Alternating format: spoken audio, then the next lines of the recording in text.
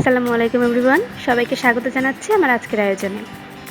আজ তৈরি করে দেখাবো কিভাবে মাত্র একটি ডিম দিয়ে সহজ এবং পারফেক্টভাবে খুবই সফট এবং ইয়াম্মি প্যানকেক তৈরি করতে পারবেন। আর এটা কিন্তু খুবই সহজে ঝটপট তৈরি করে ফেলা যায়। একটি প্যানকেক ভাজতে আপনার মাত্র 2 মিনিট সময় লাগবে। তো চলুন দেখে নিই কীভাবে তৈরি করতে হয়।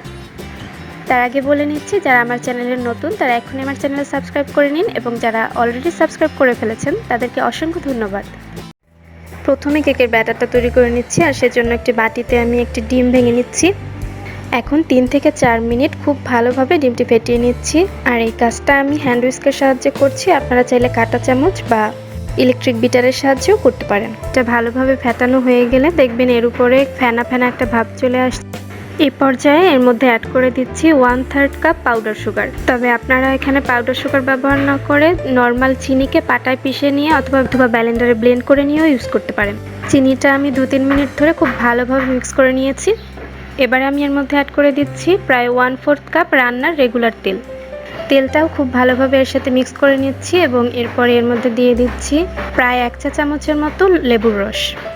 লেবুর রসটা দেওয়ার কারণ হচ্ছে এতে কেকটা খুব সফট হবে, এবং কেকের মধ্যে থেকে যে ডিমের এক্সট্রা গন্ধটা থাকে এটার আসার সম্ভাবনা একদমই থাকে না।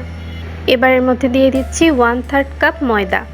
তবে ময়দাটা আমি একবারই দিব না, আমি 2 বারে ব্যবহার করেছি, এবং ময়দাটা আমি চেলে নিয়েছি। ময়দাটা খুব ভালোভাবে মেশানো হয়ে গেলে এর মধ্যে আমি অ্যাড করে দিচ্ছি 2 চা চামচ গুঁড়ো দুধ। আরও অ্যাড করে দিচ্ছি 1/2 চা চামচের থেকে কিছুটা বেশি এবং 1 চা চামচের থেকে কিছুটা কম বেকিং পাউডার। এখন সব কিছু খুব ভালোভাবে মিশিয়ে নিচ্ছি এবং একটা স্মুথ ব্যাটার তৈরি করে নিচ্ছি। ব্যাটারটা যতটা স্মুথ হবে এবং যতটা ভালোভাবে মেশানো হবে, আপনার কেকটাও কিন্তু ততটাই ভালো হবে।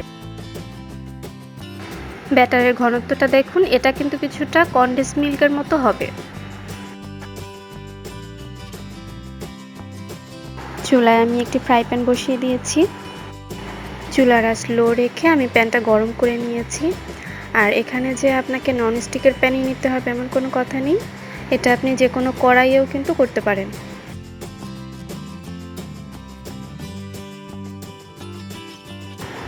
এখন যে ব্যাটারটা আমি তৈরি করে রেখেছিলাম সেখান থেকে কিছুটা পরিমাণ ব্যাটার নিয়ে একটা চামচের সাহায্যে আমি দিয়ে দিচ্ছি।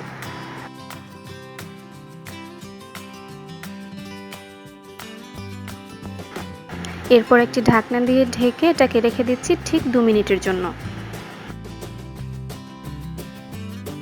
2 মিনিট পরে আমি ঢাকনা তুলে নিয়েছি, আর দেখুন এর গায়ে কিন্তু ছিদ্র ছিদ্র একটা ভাব চলে আসছে, তার মানে কেকটা কিন্তু হয়ে গিয়েছে। আর কেকটা কিন্তু অনেকটাই ফুলে উঠেছে।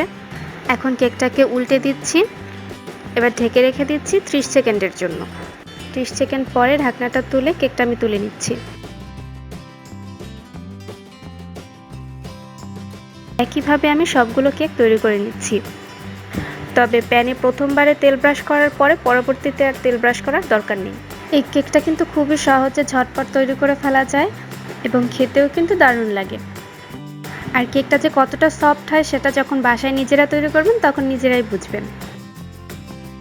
সবগুলো কেক আমি তৈরি করে নিয়েছি। এখানে একটি ডিম দিয়ে আমার 8টি কেক হয়েছিল। তবে দুঃখের বিষয় হচ্ছে 8টি কেকই আপনাদের দেখাতে পারলাম না, কারণ বানানোর সাথে সাথেই কিন্তু 2টি কেক খাওয়া শেষ হয়ে গিয়েছে। আমি একটি কেক ছিঁড়ে দেখিয়ে দিচ্ছি এটা কতটা পারফেক্ট হয়েছে ভেতরটা, এবং কতটা সফট হয়েছে। দেখে নিশ্চয়ই বুঝতে পারছেন। কেমন লাগলো আমার আজকের রেসিপি জানাতে ভুলবেন না। ভালো লাগলে লাইক, কমেন্ট, শেয়ার করে আমাকে সাপোর্ট করবেন, এবং এরকম আরও সহজ এবং সুন্দর রেসিপি পেতে আমার চ্যানেলটি সাবস্ক্রাইব করে আমার সাথেই থাকবেন। আগামী রেসিপি দেখার আমন্ত্রণ জানিয়ে এখানেই বিদায় নিচ্ছি। আল্লাহ হাফেজ।